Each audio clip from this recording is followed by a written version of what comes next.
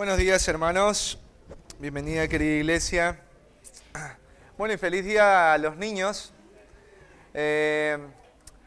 Alguien por ahí dirá, ¿y no vamos a hacer algo como iglesia para los niños? Y bueno, me voy a adelantar un poquito al tema de los anuncios.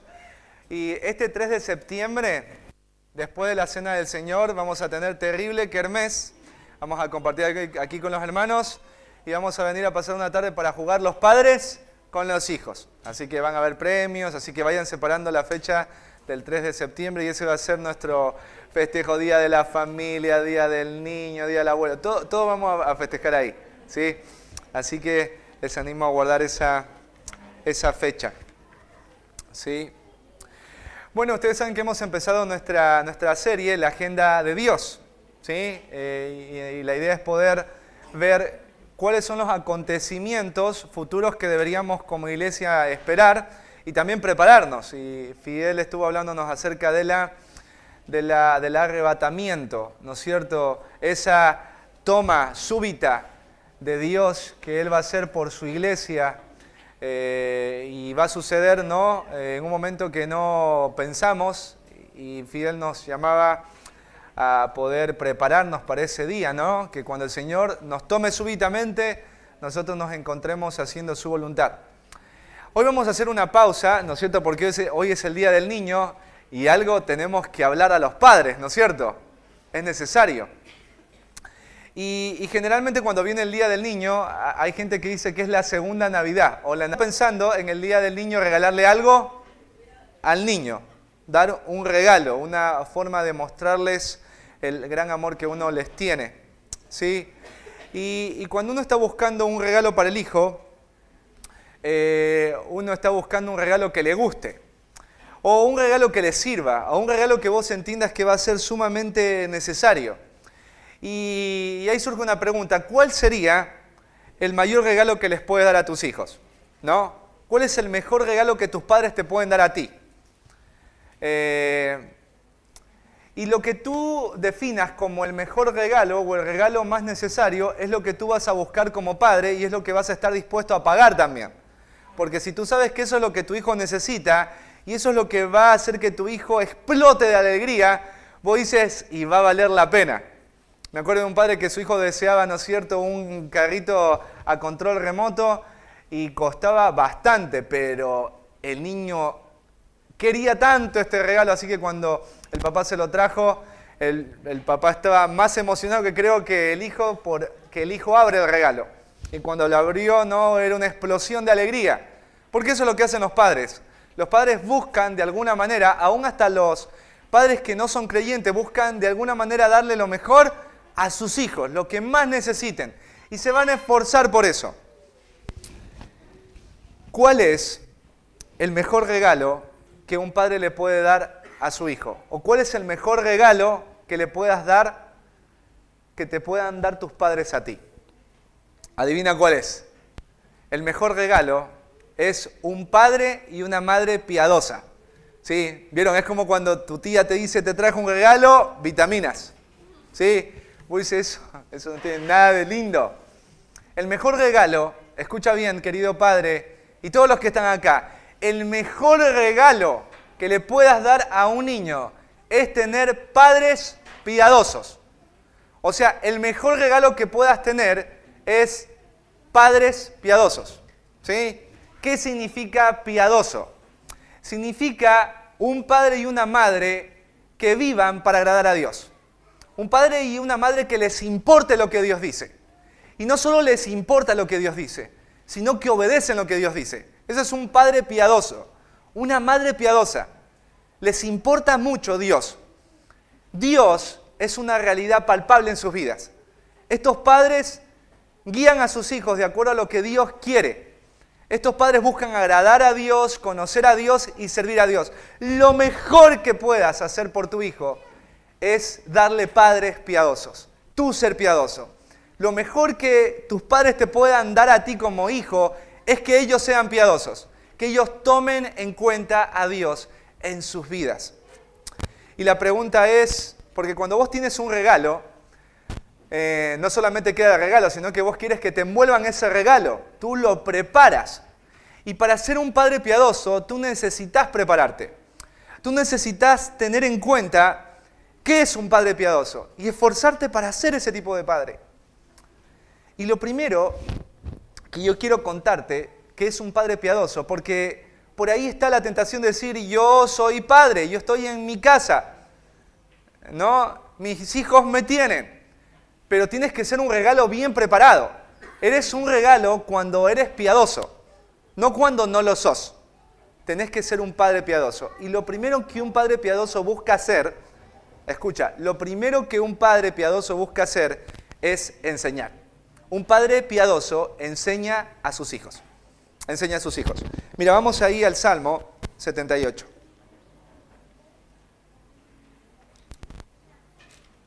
Lo vamos a tener abierto.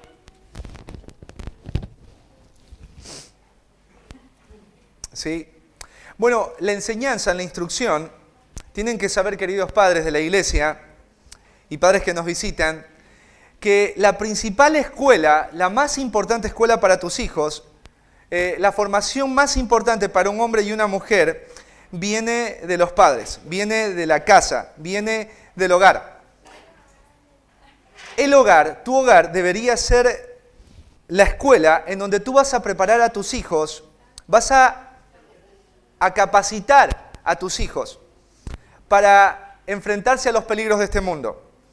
Allí debería ser, en tu hogar, el lugar en donde tus hijos aprendan a tratar sus defectos, sus debilidades, su carácter.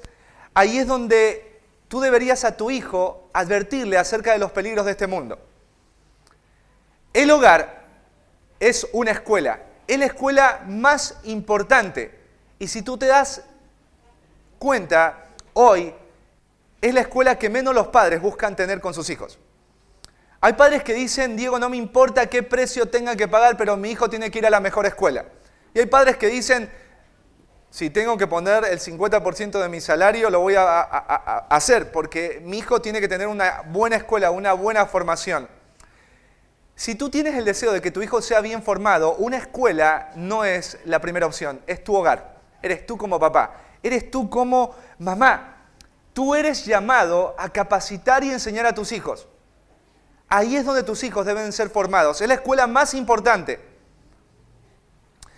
Ustedes saben que me fui a Tucumán y era interesante porque fuimos, después de que había terminado el viaje, a una zona donde cuidaban animales. Animalitos que habían sido cazados por personas, animalitos que estaban siendo maltratados y lo tenían en esa reserva, ¿no? En ese refugio. Y después de que estos animalitos se recuperaban, los soltaban para que vivan, ¿no es cierto?, en sus hábitats. Pero era interesante porque ellos habían encontrado una cría sin mamá y sin papá. Pero ellos, como no tenían mamá y papá, ellos empezaron a criar este animalito. Así que ellos decían, este animalito no va a poder salir cuando sea adulto. Y yo preguntaba, ¿pero por qué? Qué triste que no salga ese animalito a descubrir todas las cosas lindas que tiene, ¿no?, su hábitat.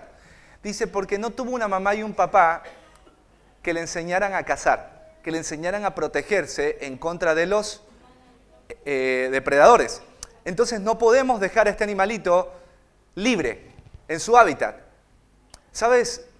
Los animales pareciera que tienen más sabiduría que nosotros los seres humanos. Un animalito sabe que tiene que preparar a su hijo, a su cachorro, a su cría, para cazar y para refugiarse, para defenderse. Los animales saben que tienen que hacer eso. Los únicos que somos muy lentos para entender esto somos los propios seres humanos creados a la imagen de Dios. Muchos de nuestros hijos van a ser devorados, destruidos por el mundo, porque tú y yo como papá no los entrenamos, no los capacitamos para la vida, no los ayudamos a tratar con su carácter, con sus defectos, con sus debilidades, no les señalamos el camino. Y acá en la Biblia nos va a marcar que la enseñanza era un fundamento dentro de la comunidad o el sistema judío. Y Dios les había dado esta forma de vivir a los judíos. Los padres enseñan, capacitan a sus hijos. Mira ahí el Salmo 78, versículo 5. Dice, Él estableció, hablando de Dios, testimonio en Jacob y puso ley en Israel. La palabra ahí establecer tiene que ver con que Dios les dio. Y eso que Dios les dio tenía que formar parte de sus vidas. Esa revelación que Dios les dio tenía que abrazar cada uno de los corazones de ellos como judíos, como patria. Era como la Constitución, no podían dejarla de lado. Ellos tenían que aprender a dirigirse en relación a este testimonio y a esta ley que Dios había establecido. Y en el versículo 5 más abajo, dice, la cual mandó a nuestros padres.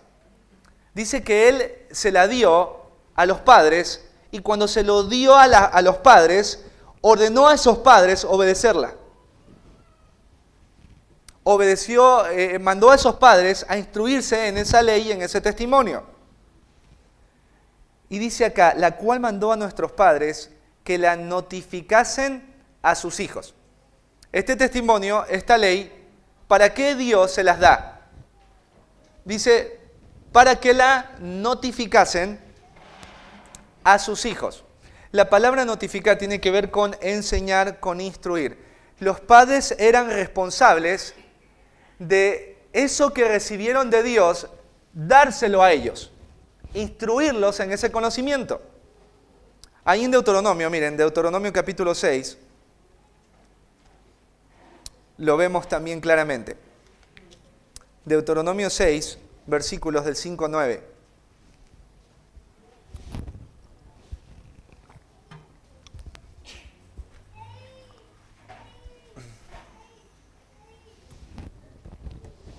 Dice, y amarás a Jehová tu Dios de todo tu corazón y de toda tu alma y con todas tus fuerzas.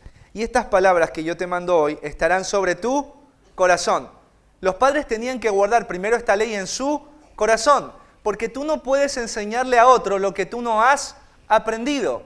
Si tú quieres enseñarle a tu hijo la ley de Dios, entonces tú tienes que saberla, porque un ciego no puede guiar a otro ciego. Y acá le dice a los padres, estas palabras que tú escuchaste, que yo te notifico, que yo te mando, estarán primero sobre tu corazón. Y en el versículo 7 dice, y las repetirás a tus hijos, y hablarás de ella estando en tu casa, y andando por el camino, y al acostarte, y cuando te levantes, y las atarás como una señal en tu mano, y estarán como frontales entre tus ojos, y las escribirás en los postes de tu casa y en tus puertas. ¿Sabes? La forma en la que vivía la familia judía, el tiempo de enseñar de Dios no era algo de la semana. Era algo que funcionaba como un estilo de vida. O sea, los padres hablaban de Dios no como un momento, un horario, sino como algo normal en medio de las tareas, en medio de los quehaceres, en medio de los deberes y las responsabilidades. Cuando un padre estaba ahí trabajando la tierra y estaba su hijo ayudándole, ¿de qué crees que hablaba el papá con su hijo? ¿De quién era Dios, de lo que había hecho? Mientras la mamá estaba ahí cocinando, cociendo, ¿de qué crees que hablaba la mamá con su hija? De lo que Dios había hecho. Era parte era un estilo de vida. Cuando iban por el camino, ¿de qué hablaban? Hablaban de Dios. Cuando el niño se levantaba, ¿de qué le hablaban? Le empezaban a hablar de Dios. El niño cuando se acostaba, ¿de quién le hablaban? De Dios. O sea, Dios estableció el hablarle a los niños, el hablarle a las personas que están siendo formadas dentro del hogar, no como un momento, sino como un estilo de vida. Los papás tenían el chip de que tenemos que hablarle acerca de los testimonios y la ley que Dios nos dio. Y esta ley está en nuestros corazones. Y por eso la enseñamos. Volvamos ahí al Salmo 78.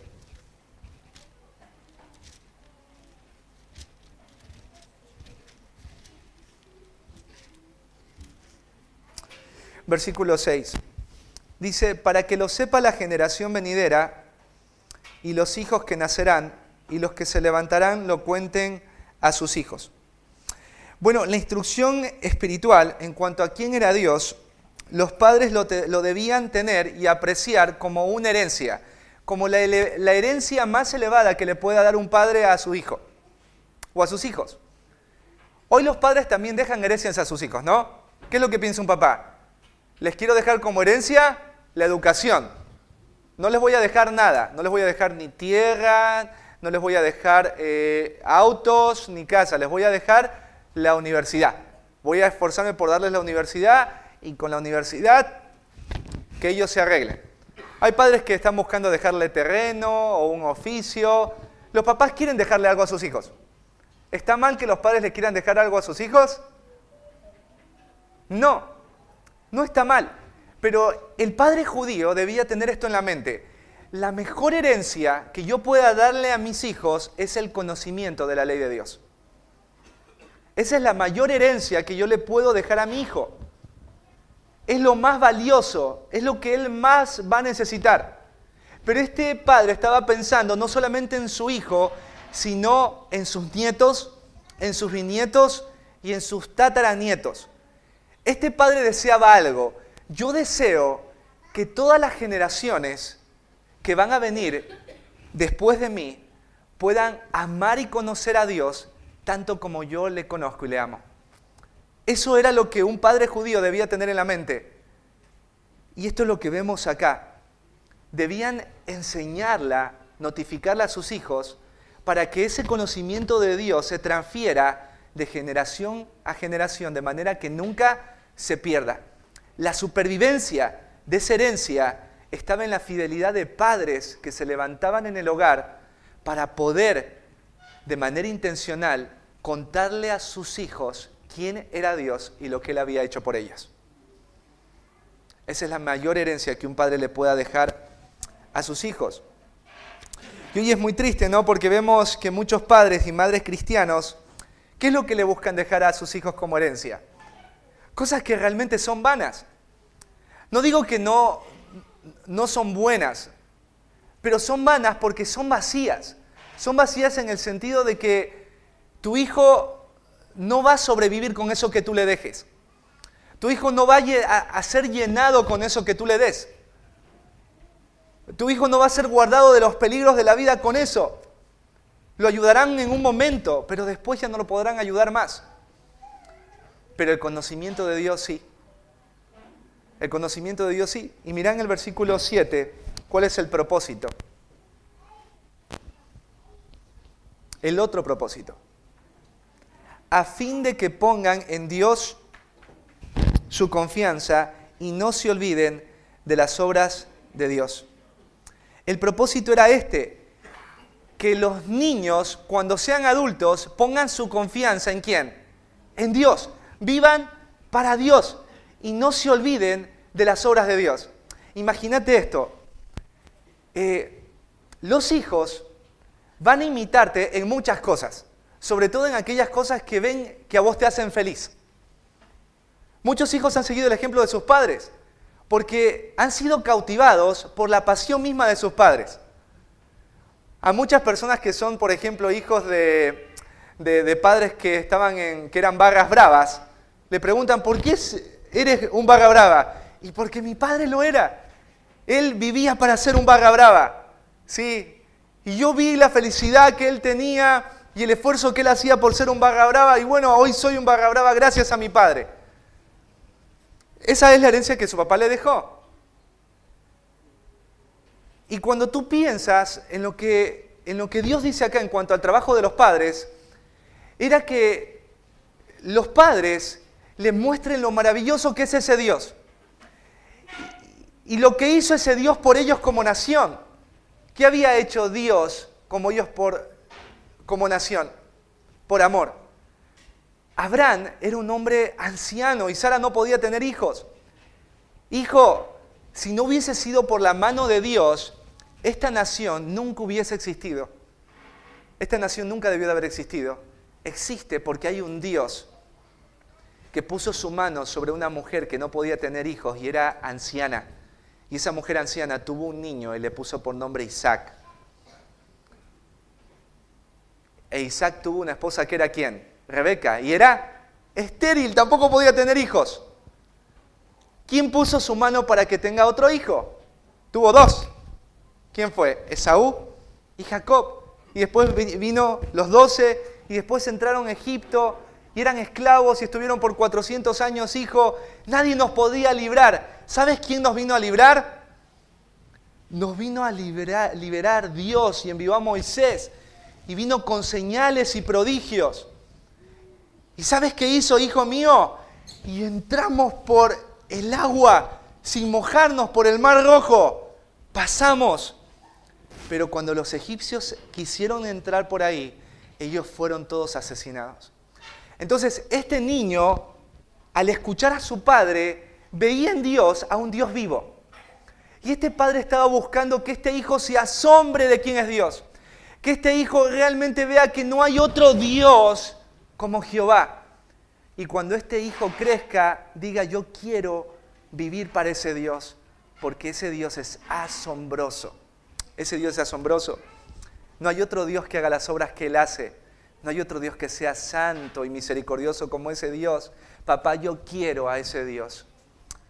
Y el papá tenía que notificar a su hijo, hablarle a su hijo, enseñarle de ese Dios. En Jueces, mira, vamos en Jueces. Hablamos ahí en Jueces.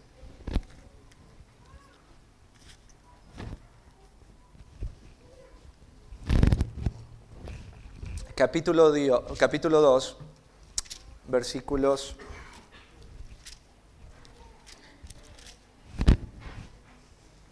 versículos 10.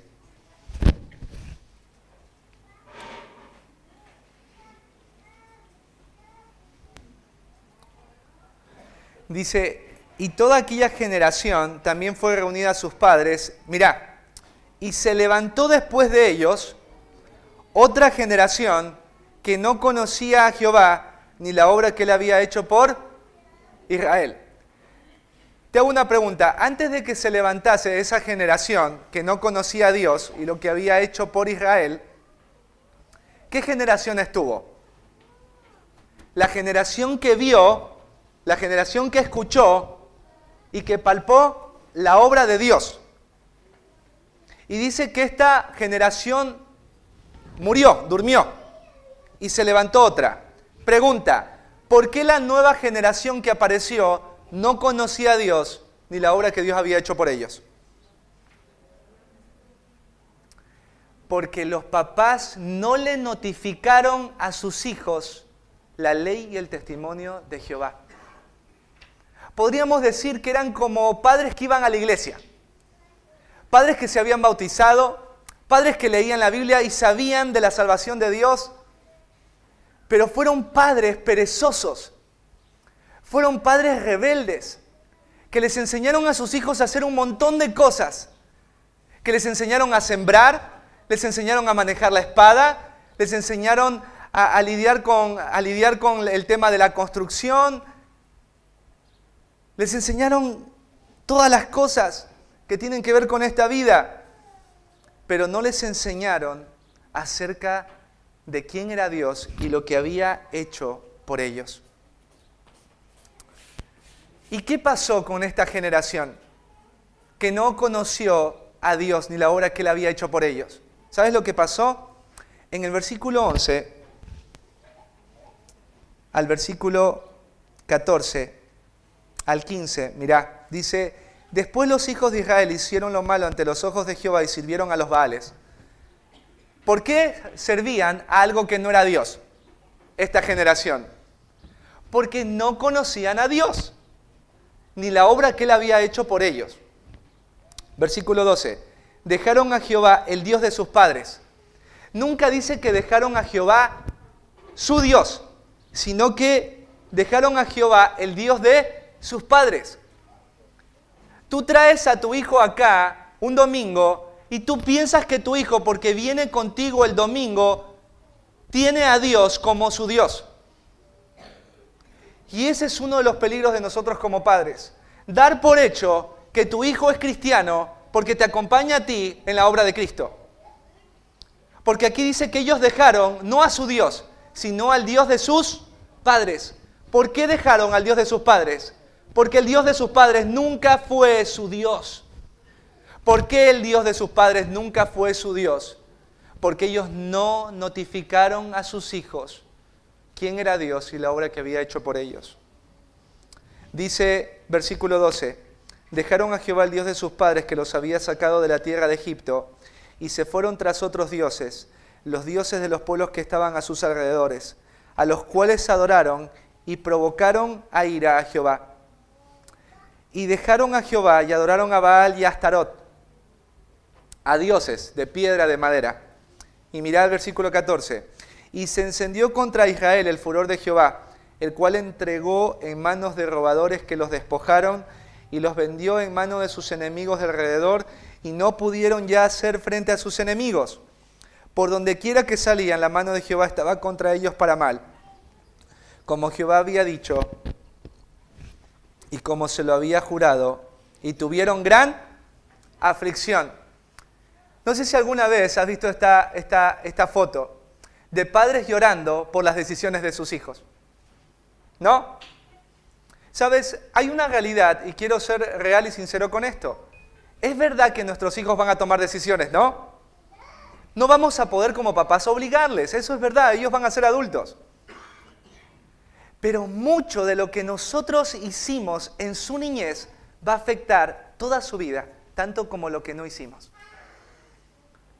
Porque si tú me dices en esta mañana que tú cumpliste con lo que Dios manda a los padres y tus hijos, ninguno de ellos quiere saber de Dios, entonces diríamos que Dios mintió. Porque los padres tienen una responsabilidad y la pregunta al final en tu paternidad es, ¿fui fiel o perezoso en haberle notificado a mis hijos quién era Dios y la obra que Él había hecho por ellos? Y dice acá que esta generación eran hijos en desgracia, hijos en desolación. Te hago una pregunta, ¿por qué? ¿Por qué estaban en desgracia? ¿Por qué estaban en desolación? Porque los padres no notificaron, no enseñaron, no fueron valientes, no fueron diligentes. Fueron padres que buscaron entretenerse en otras cosas y no ayudar a sus hijos a conocer quién era Dios. Y te voy a decir algo. Tus hijos no van a ser mejores hijos de Dios de lo que sos tú. ¿Cómo le enseñas a tus hijos a amar algo que tú no amas? ¿Cómo le enseñas a tu hijo a servir a alguien que tú no sirves? ¿Cómo le enseñas a tu hijo a amar a un Dios a que tú no conoces? Es incongruente. Pero ¿sí vas a transmitirle a tu hijo lo que tú amas? ¿Sí le vas a transmitir a tu hijo lo que tú valoras? Pero la pregunta, ¿es Dios eso? Esto no solamente pasa en las iglesias. Nos va a pasar a muchos hoy en estos tiempos. Que nuestros niños van a crecer y cuando tengan que escoger en la vida, no van a escoger al Dios de sus padres. Van a escoger otros dioses. Diego, ¿cuáles son los dioses de este tiempo? Yo noté algunos. Dinero, trabajo, posesiones, estudio, entretenimiento, deportes. Esos van a ser los dioses de tus hijos. Y de mis hijos, si nosotros no somos padres piadosos. Que les notifiquen, que les instruyan, pero no un momento en la semana, sino como un estilo de vida. Volvamos otra vez ahí al Salmo 78.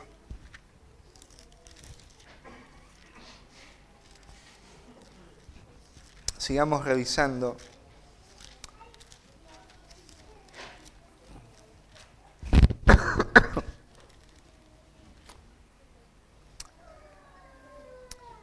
Mira, hay varios propósitos de por qué tienen que ellos enseñar.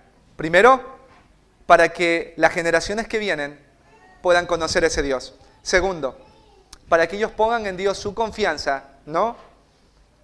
Para que ellos busquen servir a ese Dios. Pero tercero, dice ahí, versículo 8, y no sean como sus padres, generación contumaz y rebelde, generación que no dispuso su corazón, ni fue fiel para con Dios su espíritu. ¿Por qué Asaf dice que los padres tenían que notificar a sus hijos? para que ellos no tengan el mismo comportamiento que tuvieron los judíos cuando salieron de Egipto en medio del desierto para con Dios. O sea, la mentalidad del padre era hijo, yo te voy a enseñar esto porque yo quiero que pongas en Jehová tu confianza, pero yo no quiero también que tú seas rebelde como nuestros ancestros cuando estuvieron en el desierto. ¿Y cómo describe que eran estos padres o estos ancestros? Generación, ¿qué cosa? Contumaz y rebelde. ¿Qué significa contumaz? Bueno, la palabra contumaz tiene que ver con una persona que es indiferente a la autoridad, que no le importa la autoridad. ¿Sí? Imagínate que un chico está, por ejemplo, ahí en la escuela y está el director y ahí aparece, ¿no es cierto?, el director y el chico sabe que está ahí el director y da un escupitajo ahí en el piso. Esta es una persona contumaz. La autoridad está ahí presente, pero es irrespetuoso frente a esa autoridad, no le importa. Pero agrega otro adjetivo, contumaz y rebelde. ¿Qué significa rebelde? La persona contumaz desprecia la autoridad, es indiferente, pero el rebelde va a pisotear la ley, le va a pasar por alto la ley o va a pisotear lo que la autoridad le ha dicho. En el ejemplo de este niño en la escuela, es como que dice prohibido escupir y el niño lo está viendo. El director está ahí parado, el director que puso eso, que puso esa ley, y el niño mira la ley, mira la autoridad y ¿qué hace? Escupe. Ese niño es contumaz y rebelde. Es indiferente a la autoridad y pisotea la ley de esa autoridad. Hermanos, hijos de nosotros son contumaces y rebeldes. ¿Por qué lo son? Porque no les hemos notificado quién es Dios y la obra que ha hecho Dios por ellos. Ellos van a tomar decisiones, pero tienes que recordar que la Biblia nos enseña cuál es la labor del Padre, y es la de notificar, enseñar. ¿Qué más agrega ahí Asaf? Dice, generación que no dispuso su corazón, ni fue fiel para con Dios su espíritu. Bueno, esto de una generación que no dispuso su corazón, tiene que ver con un corazón que no deseaba a Dios. Un corazón que era indiferente a Dios en sus afectos. ¿No es cierto? Tiene que ver con alguien, ¿no?, que no reconozcan a Dios como tal. Eso es no disponer el corazón. Pero agrega algo ahí. Dice, ni fue fiel para con Dios su espíritu. ¿Qué tenía que entender un niño judío? Que había un solo Dios y ese Dios era Jehová. Y al entender quién era ese Dios y lo que había hecho por ellos, ¿a qué debía mover a este niño? A crecer con una mentalidad de que yo debo vivir para amar y adorar a este Dios, ¿no? Bueno, el sentido era este. Notifíquenle a sus hijos quién es Dios y lo que Él ha hecho para que ellos tengan el deseo de adorar a este Dios. Pero cuando habla de que esta generación no fue fiel, era una generación que tampoco deseaba servir al Señor. ¿Sabes? Si en esta iglesia nosotros no les notificamos a nuestros hijos, cuando Dios llame a hacer ministerio a los hombres y mujeres de esta iglesia, no vamos a tener jóvenes adultos con nosotros. Porque ningún joven adulto, como sus papás no les notificaron quién era Dios y lo que había hecho por ellos, no va a haber jóvenes que deseen amar a Dios sirviéndole. Por eso Asaf dice, notifiquen a sus hijos. Nos enseña a nosotros. Dios mandó la ley para que los padres la notifiquen con esos 3 propósitos.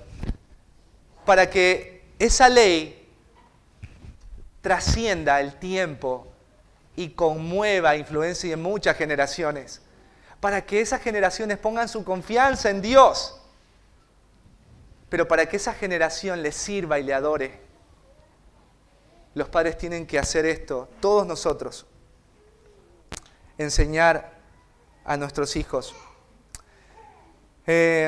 ¿Sabes? No sé qué estés pensando en este momento, pero yo te quiero animar a algo. Nunca es tarde para empezar a notificar a tus hijos en cuanto a quién es Dios y lo que ha hecho por ellas. Si tú no hiciste esto cuando eran niños, ahora lo podés hacer. Nunca es tarde, porque la palabra de Dios es poderosa. La palabra de Dios siempre va a dar un fruto. Pero cuando tú eres fiel en predicarle a tus hijos de esa verdad, pero también en vivirla.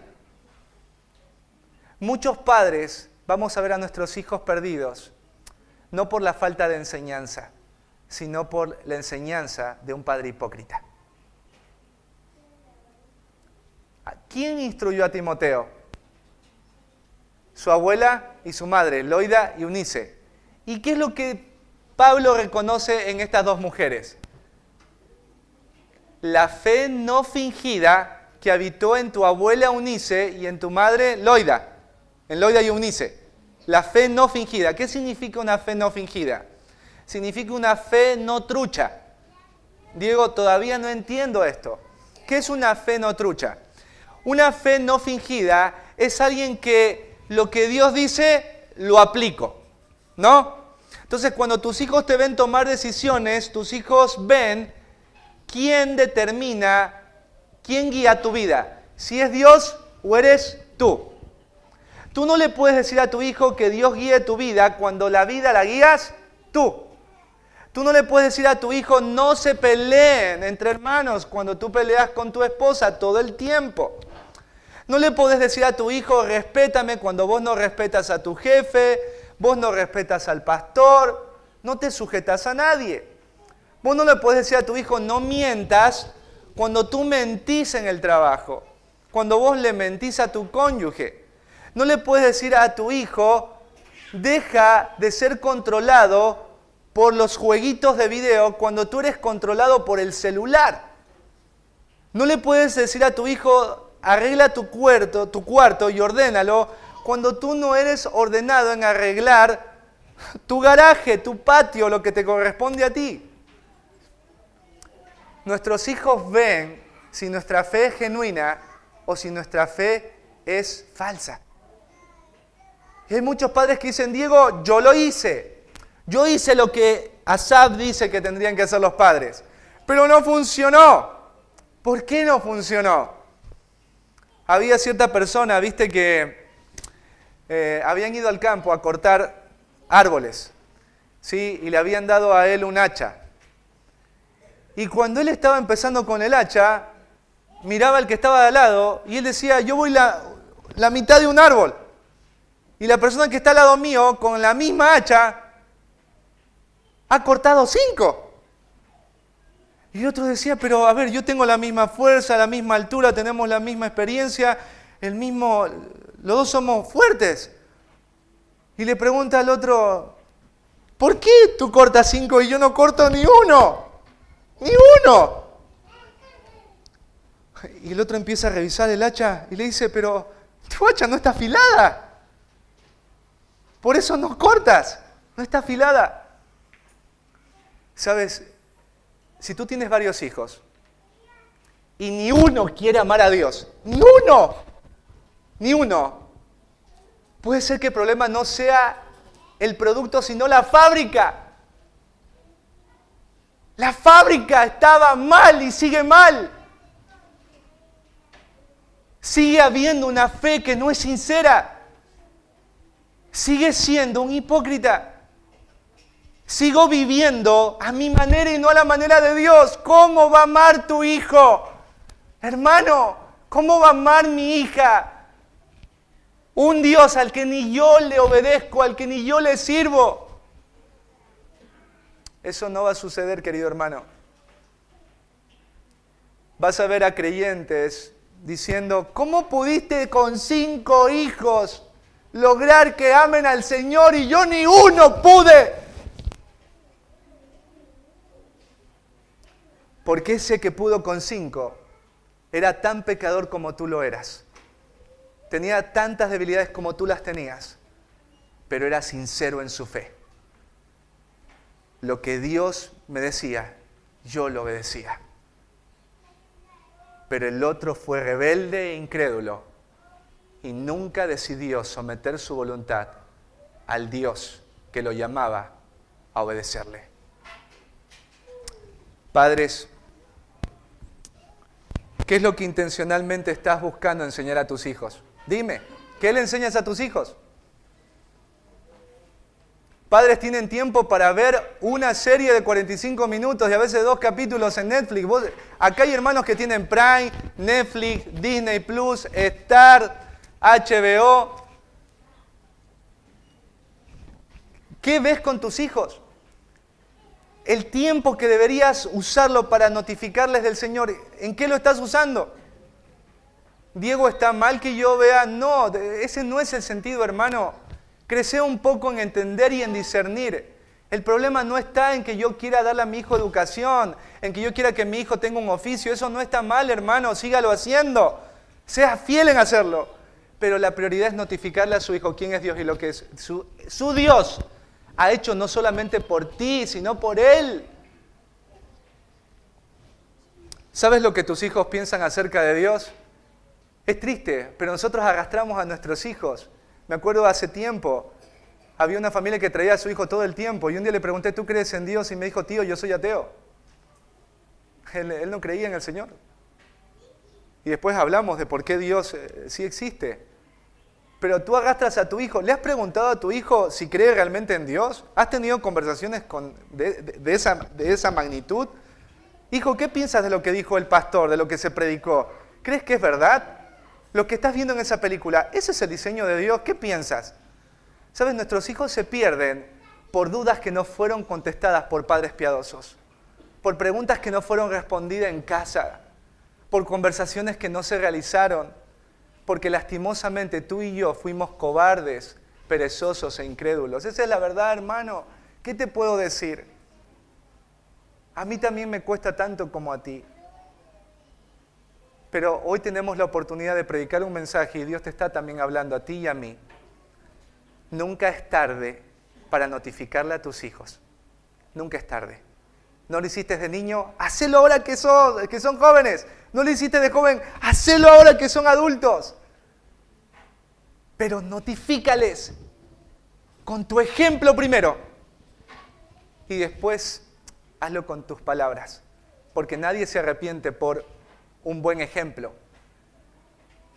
Pero sí es el testimonio que Dios usa para traer la verdad que lo va a llevar al arrepentimiento. Entonces, regálale a tu hijo un padre piadoso que enseña. Segundo, regálale a tu hijo, siendo un padre piadoso, estorbando a tus hijos. Enséñale a tus hijos, primero. Y podrías orar así, Señor, dame de tu gracia para enseñarle a mis hijos. Segunda oración sería, Señor, ayúdame a hacer un regalo para mis hijos, estorbándoles. ¿Sí? Señor, quiero ser el mejor estorbo para mis hijos. ¿Sí? ¿Están listos, padres, para hacer estorbos? ¿Sí? Oremos por padres que estorben. ¿Qué es un padre que estorbe? Te lo voy a explicar. Vamos ahí a 1 Samuel y vamos ahí a aprender de un padre que no estorbó. Y vamos a ver el fin de sus hijos. ¿Sí?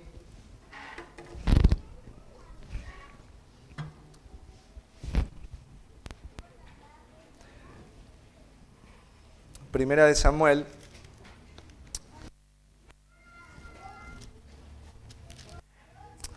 Bueno, ustedes saben que ahí en Primera de Samuel el pueblo de Israel está en una oscuridad tremenda. No había profeta, no había gente que tuviera visión de Dios. Estaba el tabernáculo, pero había en el tabernáculo sacerdotes. Y el sacerdote que estaba en ese tiempo era el famoso Elí. Y Elí tenía 2 hijitos. Ofni y Fines. Y si el padre era sacerdote, ¿qué eran sus hijos? Panaderos, granjeros, eran levitas, eran también sacerdotes. Y ellos también trabajaban como el papá. en el tabernáculo y un sacerdote tenía una labor muy importante en el tabernáculo. Ellos tenían que recibir los sacrificios del pueblo de Israel para ofrecerlos ¿a quién? A Dios. Los sacerdotes representaban a Dios delante del pueblo y el sacerdote representaba al pueblo delante de Dios. Pero la Biblia, mira, ahí nos afirma en 1 de Samuel,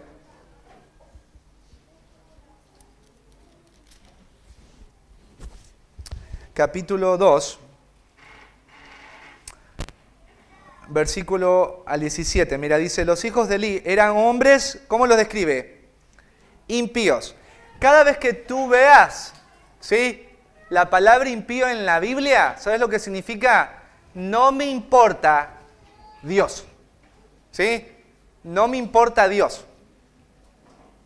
¿Cómo te das cuenta que alguien es impío? Cuando vos le hablás de lo que Dios le dice que tiene que hacer, ¿y qué dice la persona? No me importa. ¿Pero cómo te lo dice? Con sus decisiones. Si vos tienes una persona que le dices, Dios ha dicho no por ese camino, y la persona sonríe y te dice, gracias por haber hablado conmigo, y escoge otro camino, ese es un impío, aunque te haya dicho gracias por el consejo. Es un impío, no le importa a Dios. Y dice que estos hombres eran impíos. Ponte a pensar, sacerdotes que representaban a Dios y eran ¿cómo? Impíos, no les importaba a Dios. Y mirá la segunda característica, no tenían conocimiento de Dios. ¿Por qué no tenían conocimiento de Dios, hermanos? Ahora ustedes ya saben por qué no tenían ellos. ¿Quién tenía que notificarle a esos dos varones quién era Dios? ¿Y por qué no conocían a Dios? Su padre no hizo lo que tenía que hacer. ¿Y cómo se comportaban los hijos de Eli? Mirá, allí sigamos leyendo. Y era costumbre de los sacerdotes, versículo 13 al 17, con el pueblo, que cuando alguno ofrecía sacrificio, venía el criado del sacerdote mientras se cocía la carne, trayendo en su mano un garfio de 3 dientes, y lo metía en el perol, en la olla, en el caldero o en la marmita. Y todo lo que sacaba el garfio, el sacerdote lo tomaba para sí. De esta manera hacían con todo israelita que venía a Silo. Asimismo, antes de quemar la grosura, venía el criado del sacerdote y decía al que sacrificaba, da la carne que asar para el sacerdote, porque no tomará de ti carne cocida, sino cruda. Y si el hombre le respondía, quemen la grosura primero y después toma tanto como quieras, él respondía, no, sino dámela ahora mismo, de otra manera yo la tomaré por la fuerza. Versículo 17. Era pues muy grande delante de Jehová el pecado de los jóvenes, porque los hombres menospreciaban las ofrendas de Jehová. Y aparte de esto, en el versículo 22, mira lo que dice, pero Elí era muy viejo y oía, mira lo que dice acá, que Elí oía, ¿qué oía Elí? ¿Qué oía su papá? Todo lo que sus hijos hacían con todo Israel. Él lo oía, él lo sabía. Y cómo dormían con las mujeres que velaban a la puerta del tabernáculo de reunión. Estos hombres estaban abusando de su autoridad y estaban fornicando dentro del lugar que era santo. Quizás tú no entiendas lo que estaban haciendo ellos, pero mirá, cuando se ofrecían los sacrificios, había una ley que decía que tal tipo de corte y tal tipo ¿cómo se llama?, de parte de ese cordero, de esa ovejita, tenía que ser dada a Dios y subía como olor fragante. Y después de que se haya ofrecido el animalito y la parte que le correspondía a Dios y tenía que ver con las grosuras, ¿sí?, ahí recién se sacaba una parte para el sacerdote y su familia. ¿Qué hacían estas personas? Antes de que sea ofrecido a Jehová, ellos tomaban el pedazo de carne, el mejor, el que le pertenecía a Jehová. ¿Para quién lo tomaban? Para ellos. Y cuando alguien les decía, ustedes no pueden tomar ahora, ¿qué decían ellos? A mí me das la carne cruda, no la cocinada. Y la Biblia dice en Levíticos que la cocinada era para ellos, no la cruda. Y cuando tomaban la cruda, tomaban la carne con la grosura. ¿Y la grosura para quién era? Para Jehová. Ellos estaban utilizando lo que era para Jehová. ¿Para quién lo usaban? Para ellos. Y aparte de eso, las mujeres que estaban ahí en el tabernáculo, ellos las codiciaban y después terminaban en inmoralidad con esas mujeres. Y te hago una pregunta, ¿el papá sabía de esto? Sí, el papá sabía. Vamos a ver qué hizo.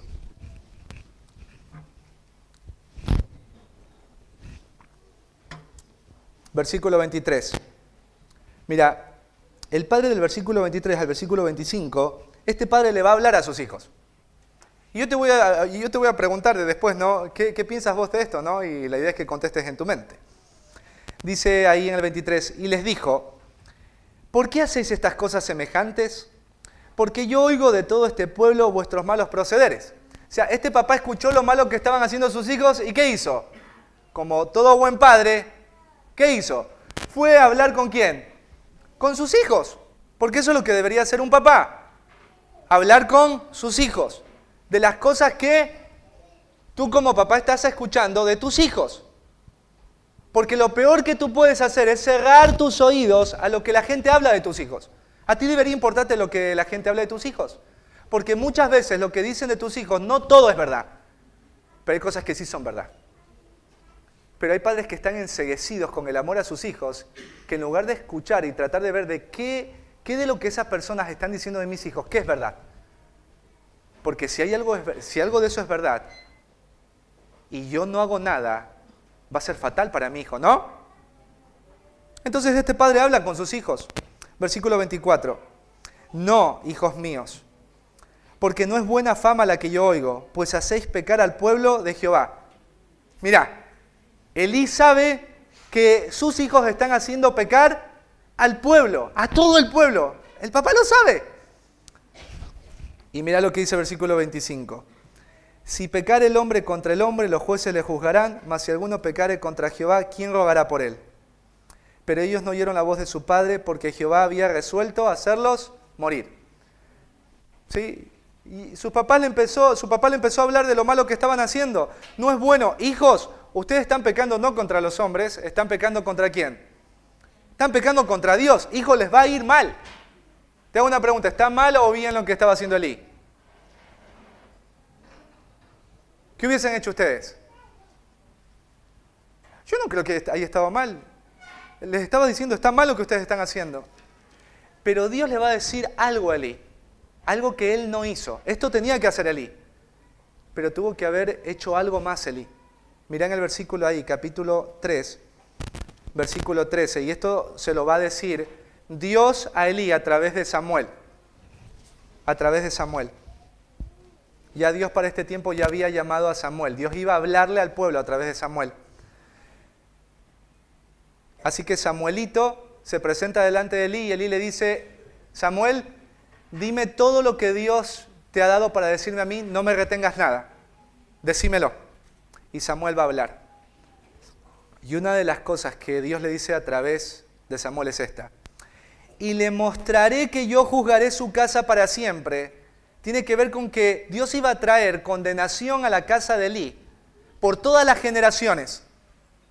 Así como tú debes de notificar a tus hijos para que tus hijos, con el conocimiento de Jehová, sean benditos tus nietos, tus bisnietos, tus tataranietos. ¿Qué pasa cuando yo no les notifico a mis hijos y ellos viven en rebeldía como los hijos de Elí? Todas tus generaciones van a sufrir desgracia, pérdida y dolor. Tus nietos, tus bisnietos y tus tataranietos. A tus nietos los vas a ver. Pero tus bisnietos, si te levantaras del sepulcro y vieras a tus nietos, a tus bisnietos y tatarasnietos, te dolería el alma. Porque dirías, ¿en qué desperdicié el tiempo que Dios me dio para notificar? Y aquí vemos, mira, algo que va a suceder en la casa de Elí. Dice, yo le mostraré que yo juzgaré su casa para siempre por la iniquidad que él sabe. Por la iniquidad que él sabe, porque sus hijos han blasfemado a Dios. Y él no los ha, ¿qué dice? Lea, hermano, lea su Biblia, no lea el celular, lea su Biblia. Él no les ha estorbado, sabía sabía de sus pecados, pero no hizo nada, no hizo nada, escucha bien, no hizo nada para detenerlos, no hicieron nada, no hizo nada.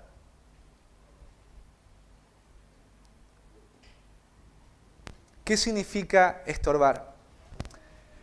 Bueno, la palabra estorbar tiene que ver con reprender severamente. Reprender severamente. Y en la Biblia se le dio una instrucción, ahí claramente en Números, qué se tenía que hacer con una persona natural de Israel o extranjero que pecare soberbiamente delante de Jehová. ¿Y qué era el pecado de soberbia en los tiempos de los sacrificios judíos? Significaba una persona que sabiendo que algo está mal delante de Dios, decide hacerlo. Eso es un pecado de soberbia. Y claramente, ahí en la Biblia van a ver qué se debería hacer con una persona así. Y en ese pasaje está mostrando cómo Elí debió de haber estorbado a sus hijos y cuál debió haber sido la censura o la reprensión, el haber estorbado a sus hijos. Mira, vamos ahí a Números 15:30.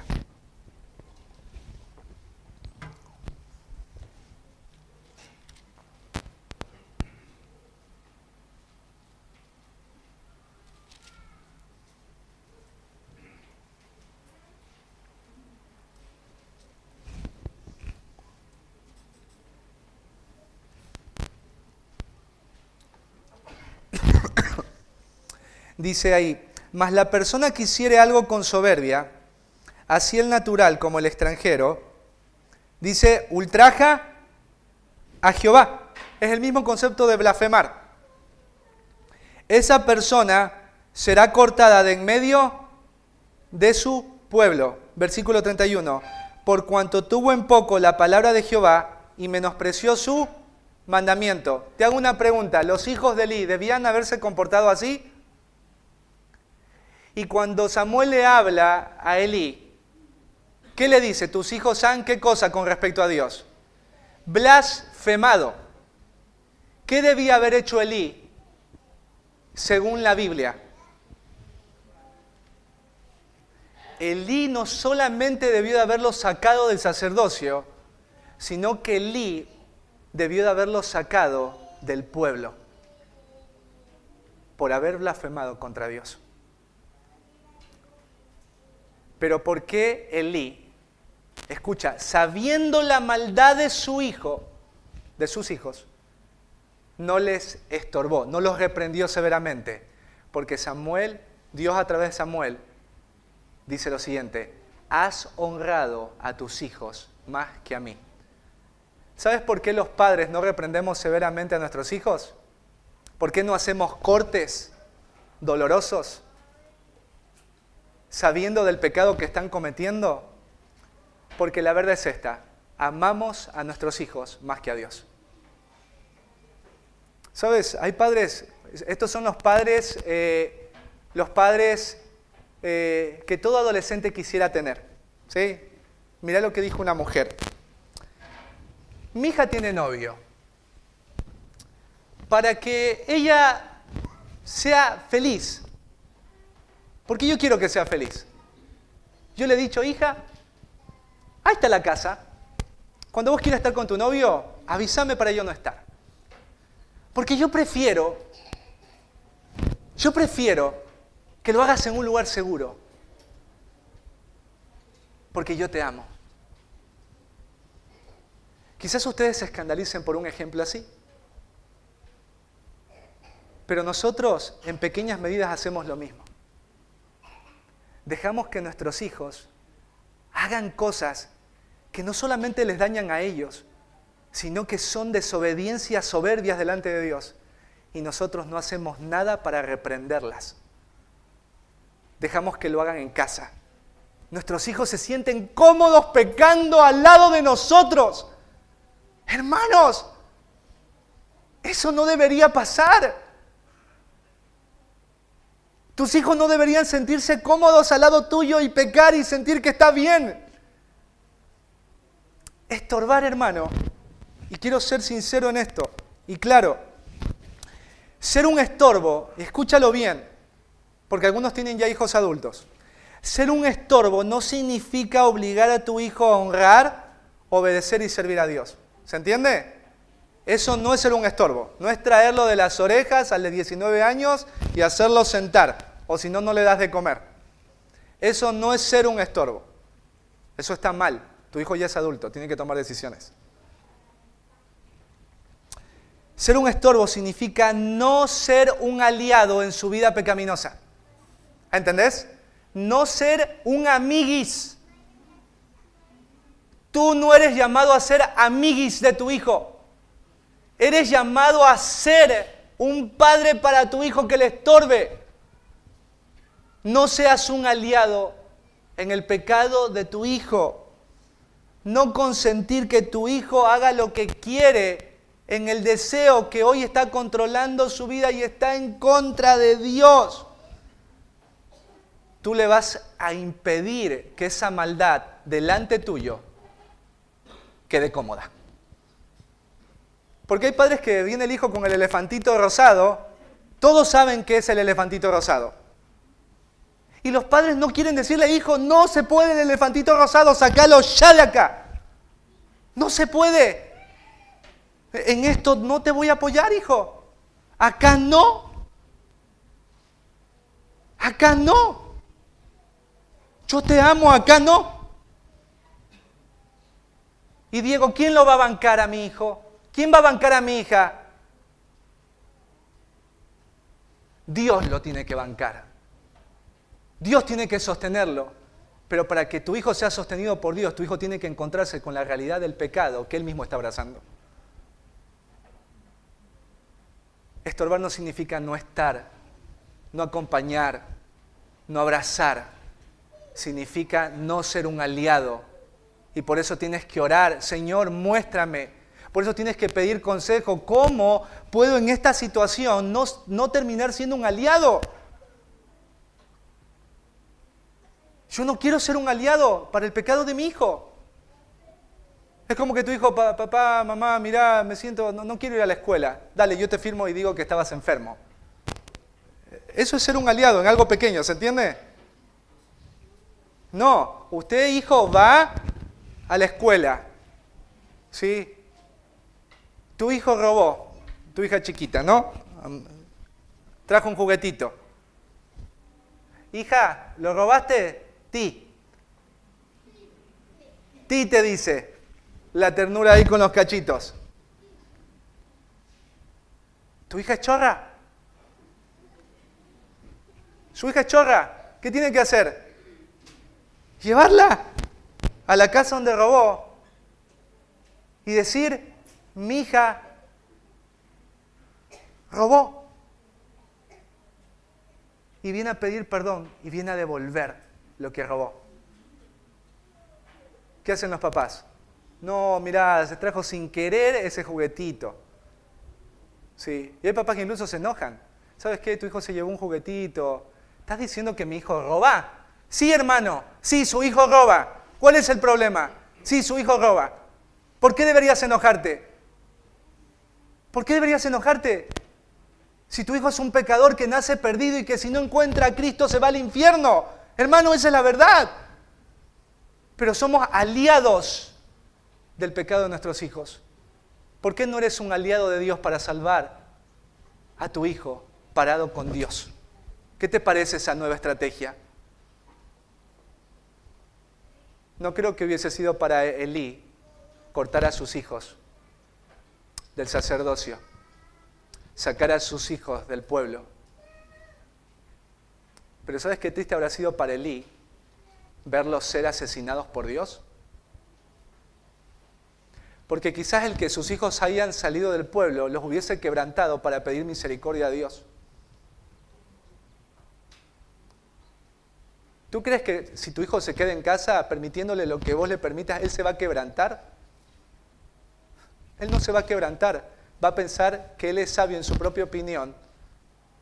Y cuando tu hijo se le quiebre en partes la vida, parte de esas partes, tú serás el responsable. y no será sin culpa.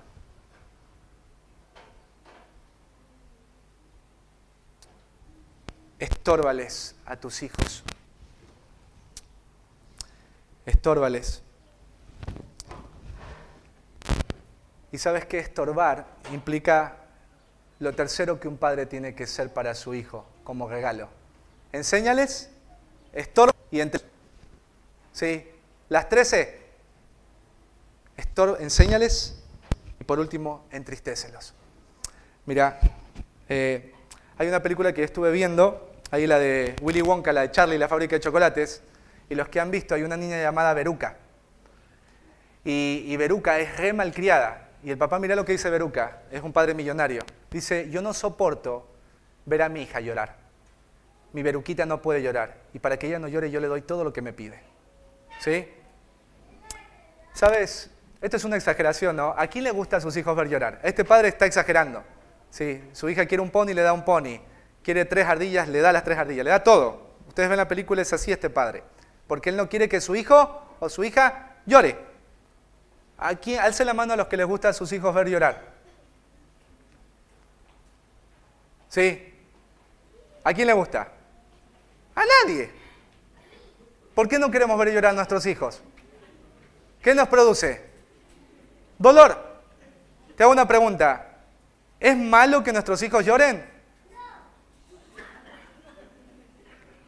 Depende por quién o por qué, ¿no? Pero yo te voy a animar a algo. Aunque nosotros no quisiéramos ver llorar a nuestros hijos, porque queremos que ellos estén siempre contentos y estén saludables, nosotros tenemos que buscar de manera intencional que ellos lloren. A través de una disciplina, escucha bien, nosotros debemos intencionalmente buscar que nuestros hijos lloren a través de una disciplina, de una corrección amorosa, escucha, amorosa, ¿sí escuchan? Amorosa y diligente. O sea, en el momento. Amorosa y diligente.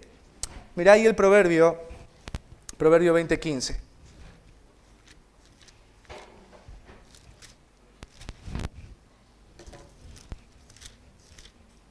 Proverbio 20:15. Perdón, 21,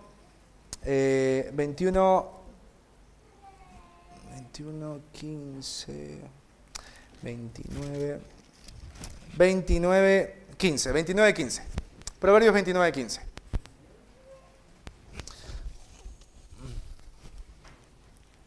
¿Sí? Dice, la vara y la corrección dan sabiduría, mas el muchacho consentido avergonzará a su madre. La vara tiene que ver con una larga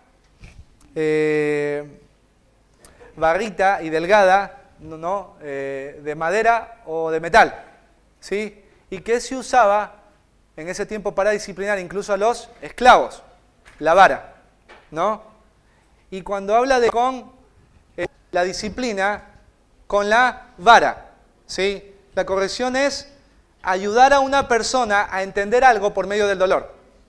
¿Se entiende? Vuelvo a repetir. La corrección es el arte de ayudar a alguien a entender algo por medio del dolor.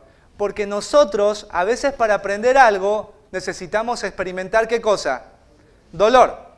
Cuando el niñito se mete los dedos a la boca y mete la manito ahí donde está la corriente y ¡ah!, se agarra. Pregunta, ¿le duele o no le duele? ¿Qué le está enseñando el dolor? Que hay algo peligroso que no debe tocar, ¿no? Entonces dice acá que la vara y la corrección, ¿qué dan? Sabiduría.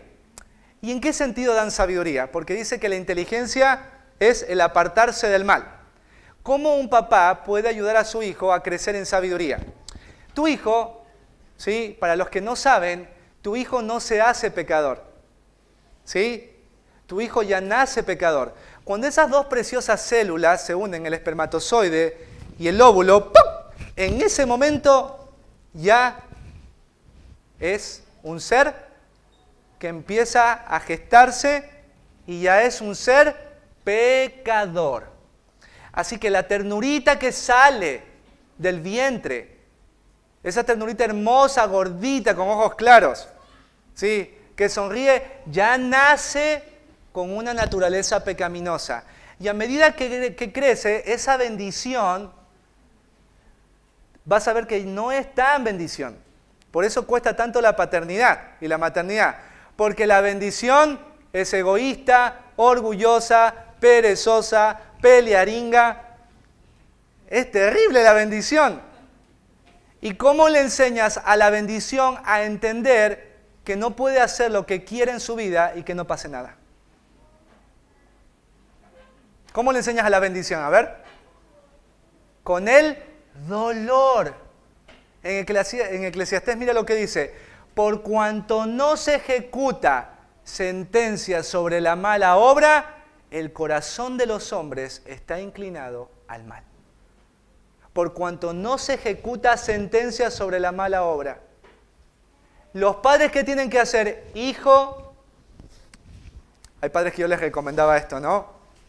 Pero Diego, si no lo despierto va a llegar tarde, el bebé va a llegar a tarde, 18 años tiene el bebé. Que llegue tarde, que pierda la materia, que sufra. Porque la bendición, un día te le vas a ir a la bendición, ¿y qué le va a quedar a él? Una distorsión de la vida. ¿Cuál es la distorsión de la vida? Puedo vivir como me da la gana y no me pasa nada. No, Juanito y Juanita, usted escoge vivir sin Dios, se va a encontrar con el dolor. La Luchi me decía un pensamiento muy interesante, me decía, papá, yo no creo que esto sea amor. ¿Y por qué me das con vara? Todavía ella sigue preguntándome cosas así. Porque los adultos, mirá lo que me dijo, los adultos, yo no veo que les dan de paletazos. Le digo, Luchi, ¿sabes cuáles son los paletazos de los adultos? Divorcios, hijos regados por otras partes, pérdida de trabajo, vicios. Esas son las paletas para los niños grandes. Porque cuando eran chiquitos, los papás no le dieron las paletas que debían darle. Porque tu hijo entendió de chiquito algo. Peco contra Dios, me va mal.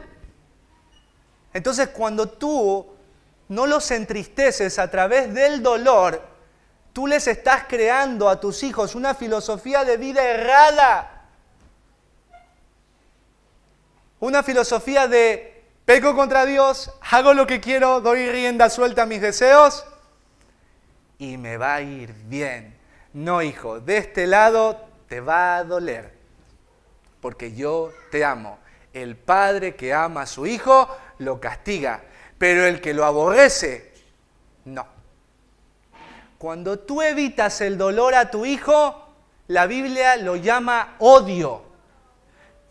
El mundo lo llama amor. La Biblia lo llama odio. Cuando tu hijo merece dolor y tú se lo retenés, se lo negás, tú lo estás odiando, hermano.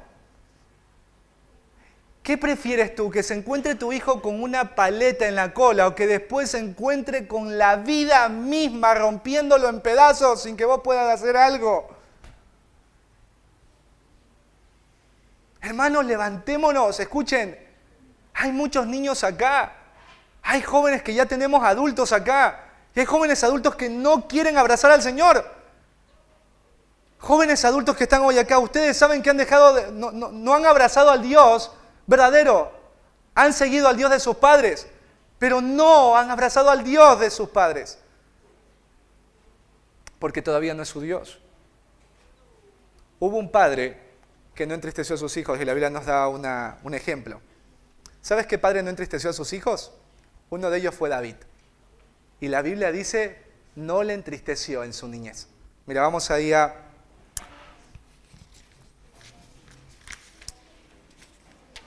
Primera de Reyes.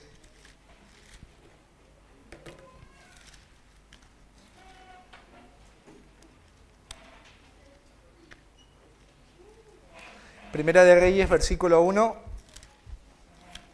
¿Sí?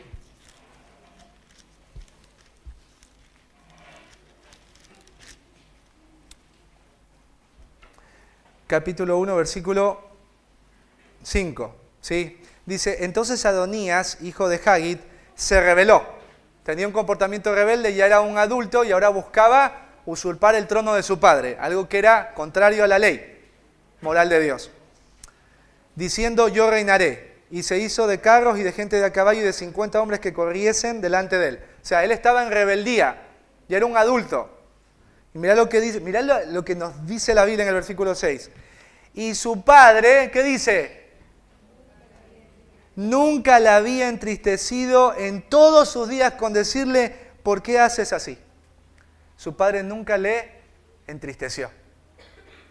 Nunca le aplicó el dolor. ¿Y por qué este hombre estaba haciendo esto?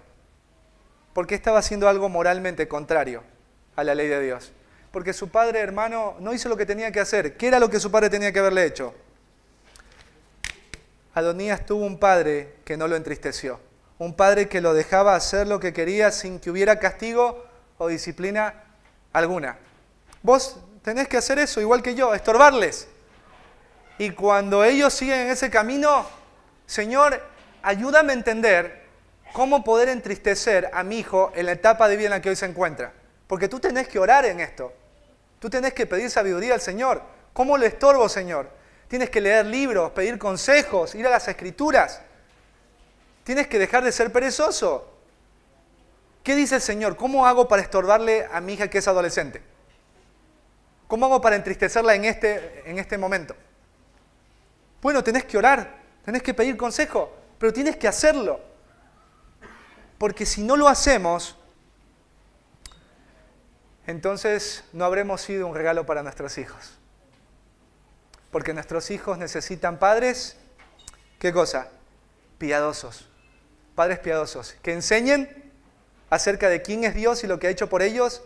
Padres que estorben, que no sean aliados en el pecado de sus hijos. Y padres que entristezcan. Padres que apliquen dolor de manera misericordiosa y diligente a sus hijos. Y quiero solamente decir algo acá, porque a veces hay padres que somos implacables, ¿no? Viste que hay ese padre que dice, no, déjalo, hay que darle otra oportunidad, ¿sí? Y está el padre de, que le corten la cabeza, que le corten la... Todo es pecado y por todo lo surten al niño, ¿no? La Biblia dice lo siguiente, al niño se le debe corregir, o al hijo, la desobediencia. No tus formas, la desobediencia. Si él desobedeció, tenés que corregirlo. Pero dice la Biblia, no se apresure tu alma a destruirlo. Nunca se corrige a tu hijo cuando vos estás lleno de ira o de frustración. Nunca lo hagas porque vas a terminar pecando también contra tu hijo y lo vas a lastimar. No lo vas a ayudar, lo vas a lastimar. Porque hay gente que dice, en la Biblia te dice que tienes que darle con una vara. Sí, no lo dice el pastor, hermano. El pastor te lo está compartiendo de la Biblia, lo dice el Señor. Pero la Biblia dice que tienes que hacerlo en amor. Todas las cosas tienen que ser hechas en amor. Y el amor tiene dominio propio. Entonces tú tenés que provocar dolor, pero con un corazón misericordioso y compasivo. ¿Estás listo para estorbar? ¿Estás listo para entristecer? ¿Estás listo para enseñar? Hermanos, tenemos la gracia del Señor para hacerlo. Y te quiero alentar. Jesús dijo, apartados de mí, nada podéis hacer. La única manera de que nosotros podamos ser este tipo de regalo para nuestros hijos es estorbando, entristeciendo, enseñando. A mí me encantó un día, mi suegro, ustedes saben que él toda su vida ha servido al Señor, ¿no? Y un día se juntaron los 3 hijos, nosotros todos, bueno, yo estaba escuchando, no estaba en la conversación ahí por WhatsApp, y el Gonzalito lloraba y decía, fracasé, le decía el Gonzalito. Dice, porque yo no les pude dejar nada a ustedes. El Gonzalito no les pudo dejar una educación universitaria, no les dejó terrenos, casa, ¿sí? Y el Gonzalito lloraba. ¿Y sabes lo que dijeron los 3 hijos? Pero nos diste a Dios. Y por causa de Dios tenemos familia. Familias que te aman y te sirven. Y ese legado es el mayor legado de un padre. Los 3 hijos ¿De qué te sirve darle a tus hijos todo el mundo si al final el alma de tus hijos se pierde? Dales a Dios, estorbándoles y entristeciéndoles, para gloria y alabanza de su nombre. ¿Sabes? Mi esperanza son mis hijas. Yo estoy seguro que a veces yo me frustro y me desanimo, porque los veo a muchos de ustedes seguir caminando chueco, muy chueco. Pero yo me recuerdo a mí mismo esto, lo que Josué le dijo a todo el pueblo. Aunque cada uno vaya en pos de otros dioses, yo y mi casa serviremos a Jehová. ¿Sabes? Mi descanso cuando muera va a ser saber que por lo menos las 2 almas que Dios me regaló están con el Señor. Así que cada esfuerzo, cada cansancio, cada cosita que hacemos, vale la pena.